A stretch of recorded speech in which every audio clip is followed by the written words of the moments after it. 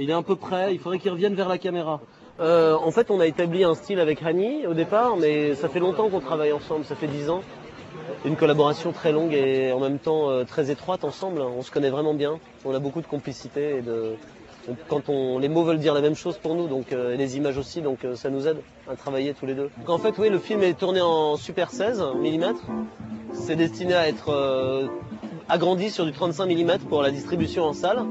En particulier, l'idée c'est que on a un personnage qui évolue dans la lumière tout au long du film et que la lumière raconte aussi un peu cette histoire du personnage, la manière dont il évolue, puisque c'est un personnage qui est assez déprimé au début du film et qu'on filme beaucoup à contre-jour, dans l'obscurité, un peu de dos.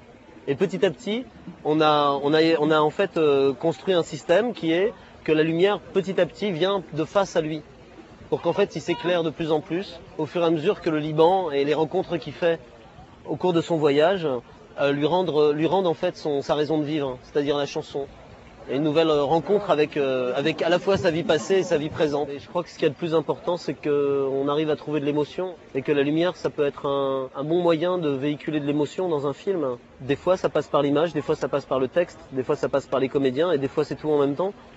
Et c'est ça qui est intéressant et qui est passionnant. C'est pas forcément d'aller placer des projecteurs ou des caméras ou des objectifs, parce que ça, c'est le moyen, mais c'est pas la finalité.